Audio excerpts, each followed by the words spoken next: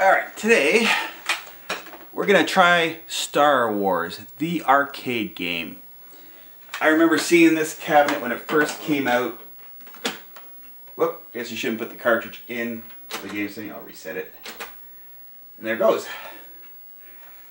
So we have Star Wars, the arcade game, 1984. So I'm going to try it. I do have my Atari XE controllers. I have my original Atari XE controller. I have a Atari 2600 controller. Some people might not agree with this, but I do. My preference is I prefer using this. Whoop, tangled up here.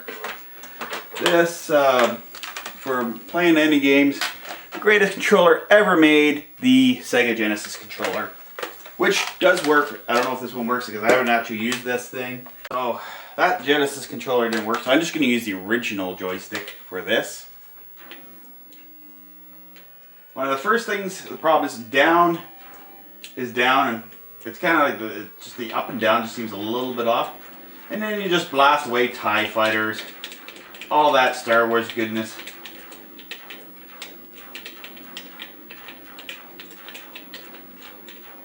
Still haven't lost my shield.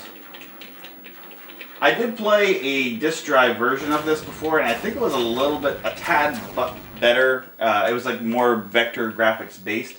We're flying into the Death Star. Oh, we're in the trench.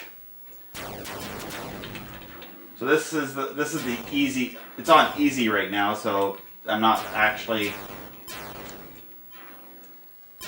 going into the trench. These controls, it is a little hard to get used to.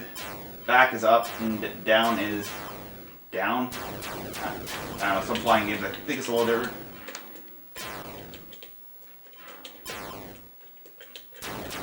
I think the thing's coming up soon.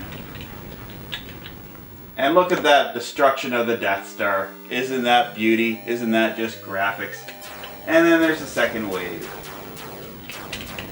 Those TIE fighters are mad now. I blew up their first Death Star. A lot of contractors were in that Death Star. Just innocent contractors just doing a contract for the Empire.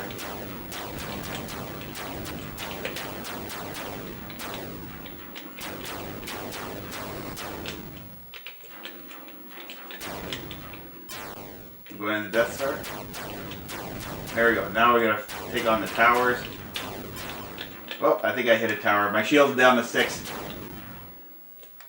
So I think you can actually fly a little bit around these things. Now definitely the arcade version is a lot better than this version. This is the home version. It is, I would say it's a lot better than the Atari 2600, but of course the Atari 2600, the system was really at the end of its life at that point. But it was supported with games for right up to almost the 90s from when it came out. I think it got hit there. Oh, darn. I lost R2. That was the one thing I remember of the arcade game. It had Ben Kenobi's voice on it, and it had Luke going, I lost R2, and then it had Han Solo saying, Yahoo. I remember that part of it. My shield's down to only 3, so... I always liked the trench part, though. I always thought that was really cool in the games where you're flying in the trench. Luckily in this version you can't really crash into the walls, which I guess makes it easier, especially when I was a little kid playing this game. Oh, hopefully I didn't break the joystick. These Atari joysticks are very notorious for breaking. This one, luckily, it stood the test of time. That's why for a lot of years I did use a Sega Genesis controller.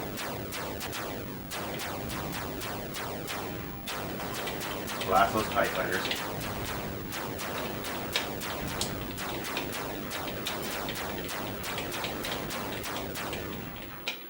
It's really difficult to follow the TIE fighters and to just blast them away, because it's really hard to get your crosshairs aimed on things. I find in this game, this port of the game, the original arcade, I just remember being an analog kind of controller thing, and it was awesome. When I first saw that thing in an arcade game, I thought that was you know, the most amazing thing ever. Of course, you know, games now are way better than that, but when I was a little kid, that's the best, you know, at that time, that was the best thing I've seen up to that point.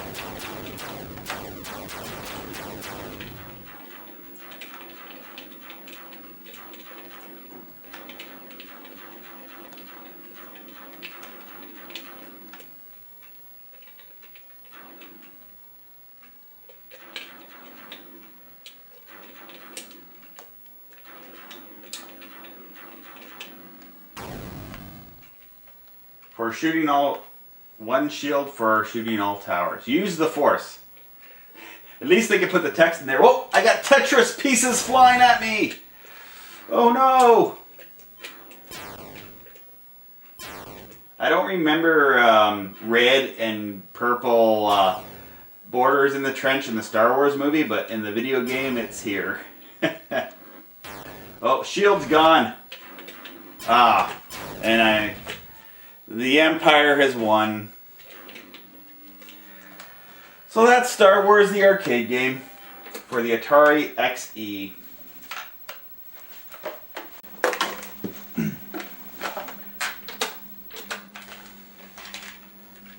So, just to try Star Wars again. Yeah, this controller works. This Sega Genesis controller must have bit the dust. But this one works quite well. Feels like just the feel of this thing is really nice in the hands. I know Nintendo probably developed the gamepad back in the 80s for the original Famicom, and I think that's my preference is actually to play games with a gamepad. This Sega Genesis controller, because it works on Commodore, Atari stuff, Amiga, it works on everything. Whoop, lost my shield.